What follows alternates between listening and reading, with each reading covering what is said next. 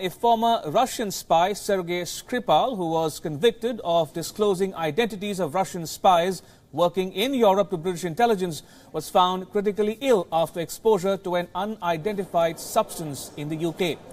British police said two people, Skripal and a 33-year-old woman identified as his daughter Yulia, had been found unconscious on a bench at a shopping centre in the southern English city of Salisbury after exposure to the unknown substance. Both are critically ill and were admitted to intensive care. Skripal is 66 years old. The nature of the controversial substance is still not clear. Police are also examining CCTV footage access from the site to understand what may have made them ill. Okay, so I just finished training at my job. I walked up this path here. On the right-hand side on the bench there was a couple, an older guy and a younger girl. She was sort of leant in on him. It looked like she'd passed out, maybe. He was doing some strange hand movements, looking up to the sky. I felt anxious. I felt like I should step in. But to be honest, they looked so out of it that I thought even if I did step in, I wasn't sure how I could help. So yeah, I just left them. But it looked like they'd been taking something quite strong. All right, and joining me live from London is WION's very own Mandy Clark. Good evening, Mandy. In 2006, it was another Russian spy, Alexander Litvinenko, who was attacked with polonium, and now this Russian spy. So what are you learning about this entire affair? Well, certainly a lot of media have made that link to the death of Alexander Litvinenko, poisoned by plutonium-210, one of the most traceable poisons, and that was really seen as a message that Russia had given Litvinenko, who was a spy. The British government hasn't made the link that it was a targeted assassination, but certainly the media here see a lot of links, and there's concern because Sergei was found guilty of being a double agent and was held in Russian jail. Then there was a spy swap, essentially, when a bunch of Russian spies were found in America. He was released and brought to Britain.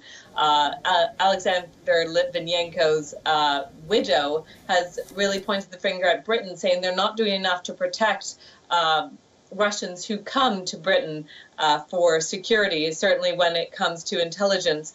And Russia has come out and has just said they had no involvement. They'd happy to help in any police work, and they've described it as a tragic incident. So there's lots of question marks over it. It's still unknown what type of poisoning, but it certainly seems to be a very strong poison, and he does remain in critical condition at the moment. And very quickly, Mandy, what are the British authorities saying about the condition of the two people, the spy himself and his daughter? His condition has worsened. He remains critical. And interestingly, those people who helped him, those emergency services and police officers who were attending the scene, helping the victims, quite a few have had to go to hospital themselves for minor injuries linked to this poison. All have been released except one hospital worker. So it seems to be an incredibly powerful poison, and the media here has linked it to Russia, but so far, officially, there has been no Russian links. Also, Mandy, Boris Johnson, the British foreign minister, was in Moscow not so long ago. Would you say that this is a repeat of the worsening tensions that one saw between the UK and Russia?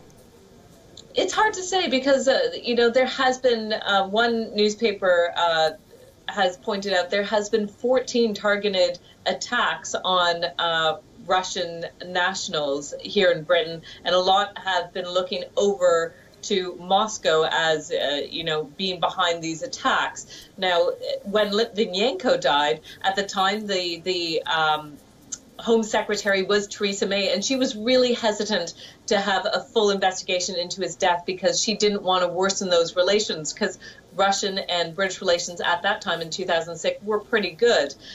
Eventually, it was the widow who forced an investigation, and it was found without a doubt that Russia was behind those attacks. So even when relationships were really good, there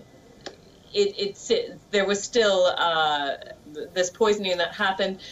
relationships are worsening, and maybe it has emboldened Russia, but certainly officially nobody is pointing the finger at Moscow. Right. On that note, Mandy Clark in London, thank you so much.